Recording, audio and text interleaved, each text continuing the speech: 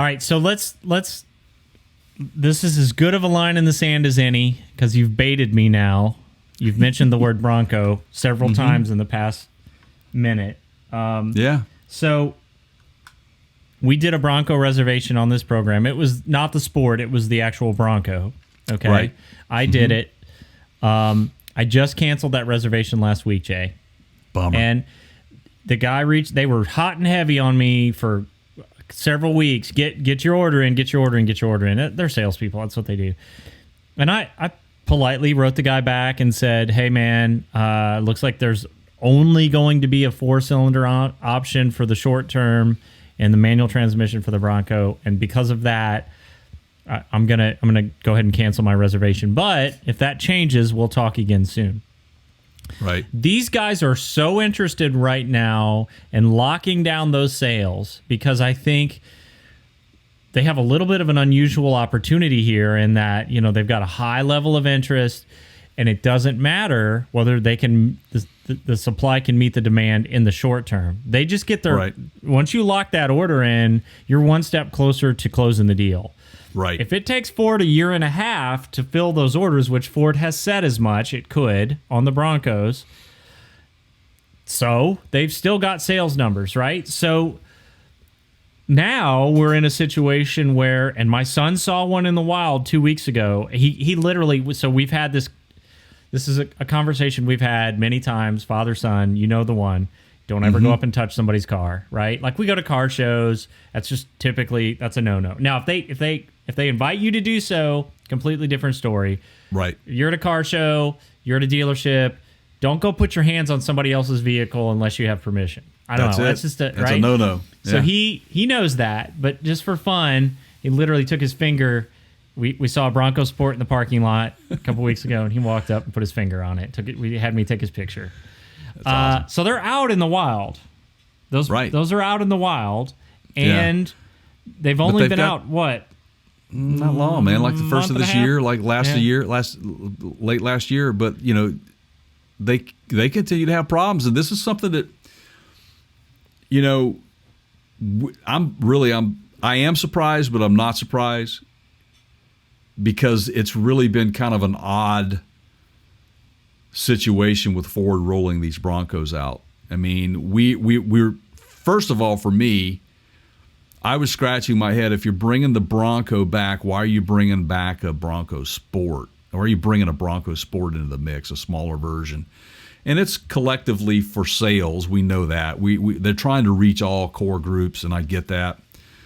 But sadly, man, when you rush things out, you have problems, and they've got another recall on this thing. They had rear suspension issues earlier. That was the first major recall. That was the first major recall on this Bronco Sport. This is the subcompact version of the Bronco.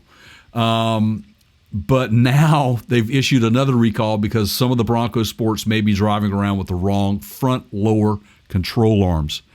If you don't know what a control arm is, they basically connect the front wheels to the subframe. And in certain situations, you could lose control and it just doesn't handle, and you could roll the vehicle over. You could lose control of the vehicle in certain dynamic situations. It's a big deal. Now, to err on the side of how well we do things and how well we track things in the industry, like we were just talking about,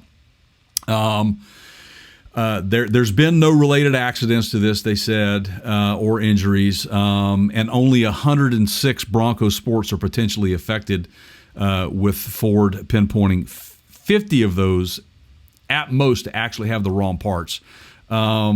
All of those Broncos, they said, were assembled on the same day, December 9, 2020. So if you're the owner of one of those, you want to get back to your dealership. And this is that old joke of, was it a Friday assembly? Right. I mean, somebody potentially, I've had this conversation with family members who shall remain nameless to protect their jobs, who work in assembly plants, who say, man, I cannot even, you would blow your mind if you knew the stories of how it's just a matter of move it on down the line, move it on down. Yeah, there's a problem. Is it a big enough deal to stop the line. If it's not, Right. move it on down the line.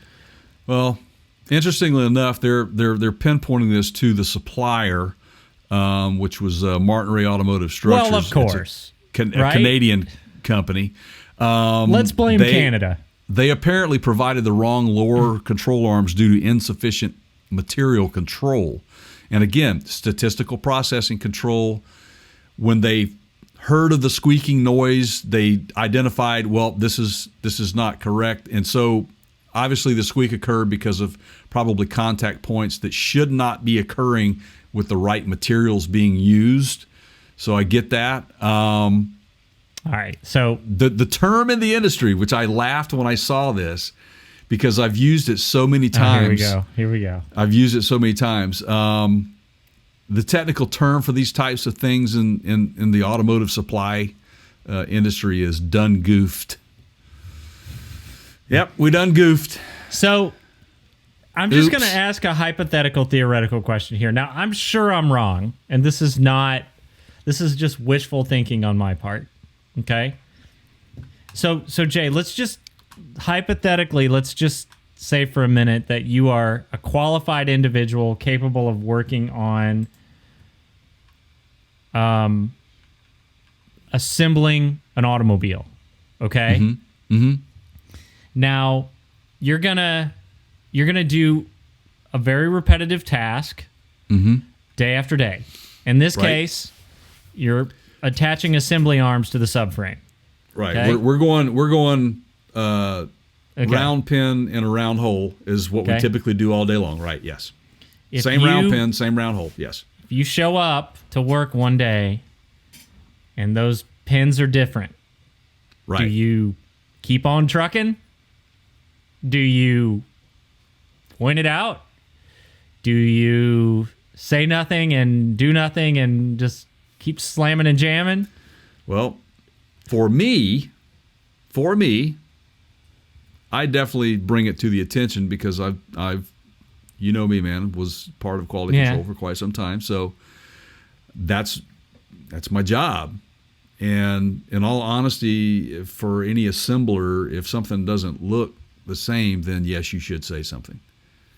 So it got missed. So I'm not trying to blame the person that did the assembly. I'm just saying I don't know that blaming the company that shipped these in Canada is as responsible as, Well- yeah, maybe they did have fault to an extent, but if my job is to build the vehicle and you send me the wrong parts, should I Right. not go, yo, bro, Right. these ain't the parts I asked you for?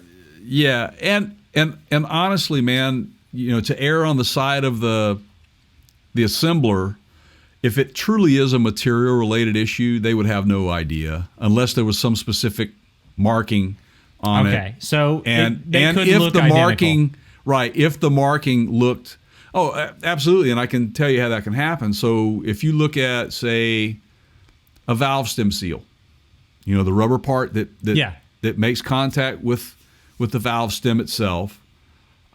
Typically, what's used out I there got now one is right here. I mean, yep, it's a really high grade material. It's a Viton material. But there are other materials out there. There's poly materials. There are lower grades. And unfortunately, there are aftermarket manufacturers out there that will cut corners. So that example there is not a safety issue. It's but they more of a look wear. the same. But they look the same, and that's the point Yeah. I'm trying to make. You can certainly copy that. I don't think that this was a malicious act. I think that somebody somewhere put the wrong bushing in the wrong hole, and it looked the same, and They done goofed. they done goofed. So it could be the manufacturer, it could be the assembler, it could be a combination of both. You just don't know. But luckily, at least Ford is going back, and they have means to go back and pull those things off the highway and get those things changed. And that is a of good course thing. they'll And fix we've it. seen Ford do this before. They typically do step up and treat these recalls with a level of seriousness, and they try to do the right thing no matter how many recalls they. Yeah, but you know what though? But what another black eye for these guys. Yeah. Because they've had over the last 2-3 months, there's been some issues that they've had. We're a big fan of Ford too. So we're a big fan of the auto industry as a whole. You hate to see anybody kind of fall down on their face, but I could pick on GM right now. We just talked about the EV movement, and they dedicated everything to all EVs by 2040, and here we are talking about Nissan coming out with a thermally efficient, a 50% thermally efficient engine, and then of course Porsche with the new fuel. So it's interesting, man.